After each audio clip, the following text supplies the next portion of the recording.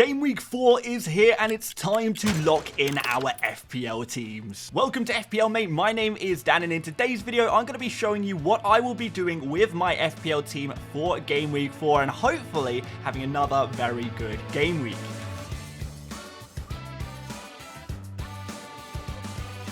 Before we get started, the team selection videos on this YouTube channel have been sponsored by Fantasy Football Hub for this season. I've been using Fantasy Football Hub for the past 4 seasons actually to really improve my FPL game. And if you're serious about FPL, you should be doing the exact same thing. Use the link in the description to get 50% off your subscription and get on the website, get on the app and start improving your FPL game immediately. Honestly, cannot recommend it enough. So let's start off by looking at my Game Week 3 scores. And like I said, it was a successful game week with a score of 84 points, really boosting up my rank, improving my rank by 2 million places. It really does show that at this stage of the season, everything is still so volatile, and in one game week, you can move a lot of positions. It's really super tight at the top, in the whole table, really, and nothing is done yet. It really isn't. So, a good transfer from me last week, Munoz to Robertson, really doing well, an additional few points from that transfer move, and I do like the fact that I have got double Liverpool defense now. I think that's going to be really useful going forward. But another factor, and probably the big success of Game Week 3 for me, was holding on to Eze and Isak. A lot of people did sell these players after them blanking in the opening 2 fixtures. However, Eze was putting up some really good data, which did suggest that returns were coming soon, so opted to hold on to him. And Isak had that fixture against Spurs, which I thought was better than maybe some people were making it out to be. And of course, he scores in that game. Couple of opportunities in that game as well. And Isak, the player that he is, you know, he's always going to find a way to the back of the net eventually. So, yeah, good on that part. Of course, not having Salah is always a bit of a problem, but wasn't able to damage me too much as I did maintain a very healthy score in Game Week 3 and hoping I can continue that into Game Week 4. So this is how I'm going to be lining up. But first of all, have you liked the video yet? If not, why not? Come on, it really helps out the channel, and do subscribe if you want to follow along with my FPL team every week to see what transfer moves I am making. So I'm hoping for another big game week in Game Week 4 to really start to get to those higher ranks. Hopefully by around Game Week 6, 7, 8, I think rank starts to matter a little bit more by that stage. So it would be nice to be getting to those higher areas. And I've got 1 free transfer, nothing in the bench. Let's see what I can do. So first of all, in goal, we have got Henderson, and Leicester at home is a really nice fixture for him. I've been kind of waiting for this fixture in many ways. We've also got the Everton game in Game Week 6 as well, which I think are going to be pretty useful for my Crystal Palace assets. Now, Henderson actually did quite well last game week because he was able to make a couple of saves in that game, despite a real lack of clean sheets in Game Week 3. Thankfully, my Liverpool players did come in clutch there, and we're going to be doubling up on them once again. Trent is in the team. Unlucky last week to have that disallowed goal. What an amazing score that could have been for Trent. But we go again. He is showing some real nice positivity with some of his numbers. Obviously, he had that disallowed goal, but he is taking a few shots, but the creative numbers are just insane. 7 key passes, 3 big chances created. It really is a mystery why he hasn't been able to get an assist yet in the Premier League, but it surely is coming if he continues to create at this rate. I'm a poet and I didn't even realise it. Robertson is my other Liverpool defender here, and although his data is not quite as good as Trent, it's still pretty decent. He is a player that takes shots. He is a player that creates a little bit for his teammates as well. But that 6 million price tag is very nice considering Liverpool are keeping clean sheet after clean sheet at the moment. And this fixture against Forest could be another opportunity for Liverpool to keep that clean sheet. I've been looking through the numbers this week, and Liverpool have kind of the best odds of keeping a clean sheet through any team in this game week. So that's going to be very nice. Looking forward to seeing what these Liverpool guys can produce again. And Gvardiol is my final defender, who, in fairness, has been a little disappointing over the last couple of game weeks in terms of those FPL points. But what I did like against West Ham last game week is that I saw him much more attacking. And I think that's only going to improve as we get players like Rodri and Foden back into the Man City team. So that's going to be fairly positive, I hope. We've got Brentford as a home fixture for City next. City still putting up really good defensive numbers and have been unfortunate to concede goals over the last 2 games, but as we know, City do have a bit of a knack of just conceding one goal from one shot. That's the kind of thing they do. It's just City things, right, guys? Moving on into the midfield, we've got Saka as my first pick. Spurs, like we mentioned last game week with Isak, is a much better fixture than you might think. And if you watch Newcastle versus Spurs, you will see that Spurs have a lot of openings. They let a lot of space open, and they are a team that, although they always look dangerous on attack, they always look super weak in defense. And I think Saka is going to be able to take advantage of that. In fact, Saka got two of his best scores of the season in FPL last year against Spurs, scoring in both of those games, home and away against Spurs. So, long may it continue. He's another player who's putting up some really good data at the moment. Diogo Jota is another player against Forest, and although I don't think Forest's defense should be underestimated, they have been putting up good numbers so far. Diogo Jota is the slaughter, and I'm not going to be put off by his blank last game week, because after the game, Slot came out, gave an interview, kind of mentioned that he was looking to capitalise more on the fragilities in the wing positions for Manchester United in that game. So that was a game where it was more wing play focused, and now going into the next game, maybe it's going to be slightly different, and Diogo Jota will be more dangerous in the central areas because that's where he has been playing. I think he will continue to start. There's no real reason why he wouldn't. He has been in good form with a goal and an assist so far this season and putting up really nice numbers as well. He's actually got 1.61 XG so far this season, which is really nice. 8 shots all in the box and 3 big chances in 3 game weeks. These are really nice numbers, and if you can continue those, again, he's going to be another one of those players who will score. And Eberechi Eze is another absolutely dominant player for those numbers. One of the highest shot volumes of any player in the Premier League so far this season, with 15 shots in 3 games. That's 5 shots per game. These are crazy numbers. They really, really are, particularly for a midfielder. And although his creative numbers haven't been mega, 5 key passes is still pretty good during that time. Of course, we know Eze is going to be a man on set pieces and penalties as well. And against Leicester at home, you can definitely feel a big haul coming. This is the kind of game where Eze really could, put Leicester to the sword and get that nice 15-pointer that we've all been dreaming of from the man. And the fact that he's 6.9 million now, I just find crazy. He's a bargain player right now. If you haven't got Eze in your team already, there's no better time to bring him in with that nice cheap price tag. That's really good value for money. And my final midfielder this week is going to be Rodgers. I mentioned last week that Rodgers was going to stay on my bench as a bit of a trial period until I was convinced that he is going to be the one moving forward. I have been at least kind of convinced. His numbers aren't incredible, but he is a player who should have had a couple of assists so far. He's created 2 really big chances for Ollie Watkins that Watkins has unfortunately wasted. And I think, that's really unfortunate for him there. He is taking a few shots, but what I like the most is he is getting a really nice amount of minutes. He is a actual genuine minutes man. And from speaking to some Aston Villa fans, there doesn't seem to be any indication that Rodgers is going to have any reduction of his minutes. He will continue to play through this nice run of fixtures. So let's see what he can do. Around 0.3 XG so far this season, so I'd like to see a little bit more there. The creative numbers are a little bit better, but again, not amazing. But Everton at home, who, by the way, Everton, still no Branthwaite, still missing some players. This is going to be a real nice opportunity for Aston Villa to go and try and score a couple of goals. Who will be the striker for Aston Villa is another question. There's reports that maybe Watkins is still not training. He hasn't been pictured training, which is kind of strange. I will, of course, update you guys with the full injury report and press conference news in tomorrow's video, so stay tuned for that one. But yeah, certainly if we're seeing a lot of Everton defenders injured, if we're seeing, maybe Duran playing instead of Watkins, or maybe Rodgers playing as the main central striker, then this could be very, very good news for Rodgers potentially there as well. So let's move on into the forward position. Erling Haaland.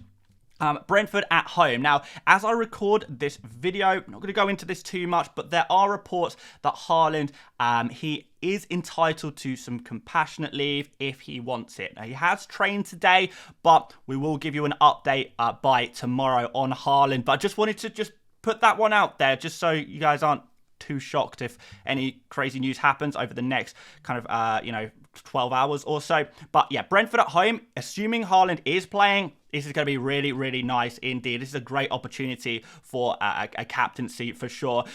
Back-to-back hat tricks, form of his life, absolutely incredible stuff, and long may it continue, as long as he's in my FPL team anyway. Isak is the next pick in the forward position, and he plays against a Wolves side that have conceded a lot of goals so far this season. Another penalty man is Isak, and what's interesting is that he is finally, he's off the mark I guess, in goal scoring terms. So no goals in game week 1 and 2. Got that goal in game week 3 over the international break for Sweden. Doing very well, scoring goals again for Sweden. Has he got his form back? Has he got his mojo back? And if so, is that going to continue into this Wolves game? Well, I think there is a very good chance that it has. And I think this is a real big opportunity for Isak owners. I know some people will be looking to sell Isak. He is a pretty high price, and maybe the likes of João Pedro is turning some eyes, but I definitely think Isak is still a player who should be kept an eye on this game week as a potential player to score very, very well. And the final player in my team is Muniz, who has been just a disappointment so far this season. Really underperformed on his numbers. He's actually taken 11 shots in the box so far this season, which is, outside of Haaland, the most of any player in the Premier League, and yet he hasn't scored any of them. How is this possible? 1.02 XG generated during this time. It seems a little bit crazy. 4 key passes as well, by the way, during that time.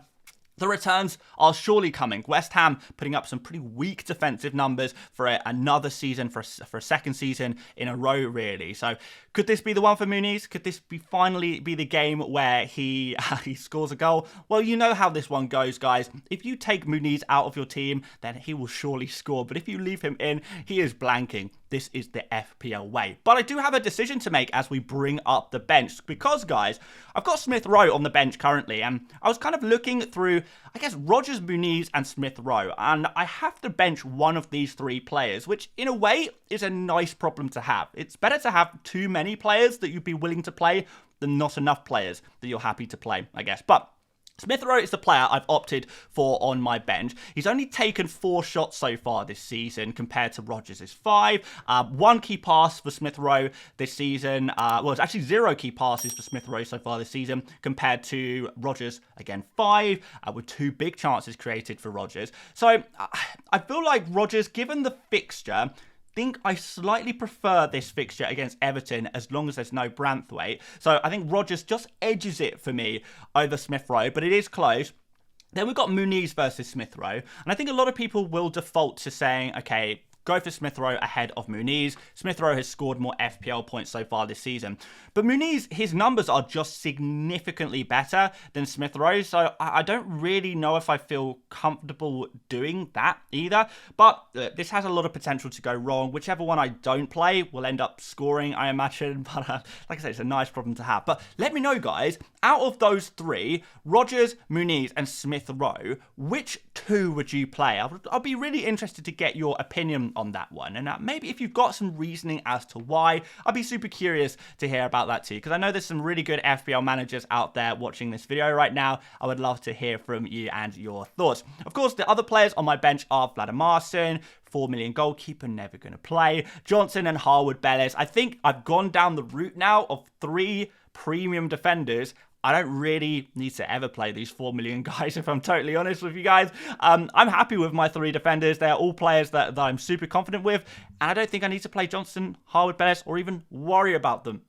for the foreseeable future, at least. So, yeah, this is what my team is looking like right now. I'm pretty happy with it, to be honest. It looks pretty strong. There are potential changes that I could make, so let's go through that. And also, there's some like transfer plans that I'm cooking up as well that I'd like to share with you. By the way, guys, captain on Erling Haaland. Thought that was probably pretty obvious. I think most people will probably do the same. If you don't have Salah, you're probably going to have captain Haaland. Makes a lot of sense. But vice captain on Eze, I'm feeling a little something from Eze. If I was a braver guy, I would maybe even consider captaining Eze, but it's not going to happen. Haaland is going to be my captain for game week 4. Come on, guys. So, let's be honest here. Okay, guys, so back on Fantasy Football Hub, and remember, guys, you can still get that 50% off your membership. Please, please don't miss out on this deal. Use the link in the description to go ahead and grab that, and you can get access to this tool and many, many more that I just use all of the time. So my team rating is currently 97%. For a no Salah team, that's really, really high. So I've got a really nice data-backed team that the algorithm does seem to really, really enjoy, with 73 predicted points for Game Week 4, which is, again, very nice. My Game Week rating, which is usually a little bit lower, is actually 97% as well. And I'd be interested to see, has anyone got any higher than 97% on the Game Week rating? Because, yeah, I'm pretty happy with that. And it does suggest that I'm going to have a very, very strong Game Week once again, which is lovely to see, really, isn't it? It's nice to have that second vote of confidence from the model, I suppose. So, yeah, looking at my team, the data is backing up that I bench Smith Rowe, because Rodgers has got 4.9 predicted points here, Muniz 4.8 predicted points, and Smith Rowe is down at 4.5. So it is kind of marginal, but it's still enough to say, yeah, bench yourself a Smith Rowe, I suppose. But everything else looks very good. Haaland suggested as my captain, and Eza, in fairness, suggested as my vice captain as well. So we're looking very, very good here. A lot of these players are predicted to score points that I would be very, very pleased with indeed. So let's move on, because I do have maybe a small transfer plan cooking. Now, originally, I was planning on wildcarding in Game Week 7, mostly because of my Crystal Palace and my Fulham players, and maybe, I guess, my Newcastle 1 player as well, because we've got Isak in Game Week kind of 6, 7, you know, the fixtures start to look a little bit worse from then on. So I would be looking to remove Isak in around Game Week 6, really, maybe even Game Week 5, to be totally honest. We've also got the likes of Fulham play against Man City in Game Week 7. Fixtures look a little bit worse there. And we also have, like I said, Crystal Palace, who from 7, they play Liverpool, then Forest away, which I don't think is a great fixture. Spurs after that as well. So, yeah, I wonder, you know, do I want a Crystal Palace defender for this run? But I already sold Munoz. I don't actually mind Henderson as a 4.5 million goalkeeper still. And as for the Fulham players, well, Rodgers has kind of clutched up and become a player that I can play in many of these game weeks. So I can bench one of my Fulham players, and maybe I could sell the other one. So that kind of got me thinking, do I actually need to wildcard in 7, or are we already looking good? Particularly if I end up keeping Saka for these next 2 fixtures, which I'm perfectly happy to do. Already mentioned, I like this Spurs fixture. It's only Man City that's the problem. I'm not so overloaded on Arsenal that Man City is going to cause me a big problem. And if the scoreline stays fairly low, then maybe even Guardiola could get a return in that home game against Arsenal. So it's some interesting points there, I think. So let's move on to Game Week 5 to see what my team looks like here. And honestly, it's difficult for captaincy because I don't have Salah or Palmer, I guess. And those are the 2 big missing players. But generally speaking, the rest of the team looks strong. Even my weaker players, Rodgers against Wolves, Muniz against Newcastle, I think these are absolutely fine fixtures. We've still got that triple up on Liverpool, which is going to be nice, even if it isn't the ideal triple up of Robertson, Trent and Salah. And Eza against Manchester United, I think, looks pretty good as well. I would actually genuinely be tempted to captain Eza ahead of Haaland in that fixture. But we'll see how I feel a little bit closer to the time. But this is where things get interesting. If I can continue to roll my transfers until Game Week 6, I will have three free transfers to spend.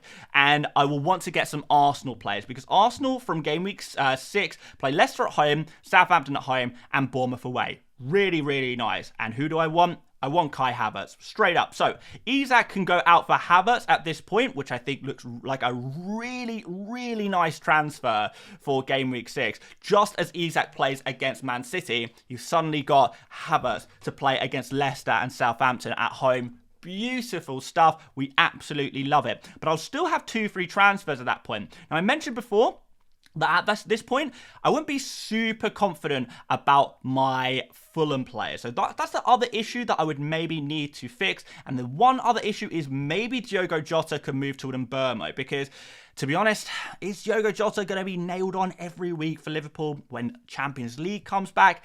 I'm not so sure about that one. So I do need to be aware of having just a spare transfer just in case the Jota situation goes wrong and I want to move him to Mbermo, who has some nice fixtures from around this time. But I'm thinking basically at this point, I will decide in Game Week 6 to sacrifice one of Muniz or Smith Rowe. And the Muniz replacement would be Wissa, who looks, again, pretty good from Game Week 6, 7 onwards. Some nice fixtures against West Ham, Wolves, Man United, Ipswich, and Fulham. Like the look of that. Can even do that I could do that straight away in Game Week 6. And we've got Smith Rowe, who is another player who can be switched out for Semenyo, who in Game Week 6 plays Southampton, followed by Leicester. So some nice fixtures there. Maybe Semenyo looks a little bit more short-term, but I do like the look of that as well. So maybe I could do something like that as well with my team, which I think would work quite well.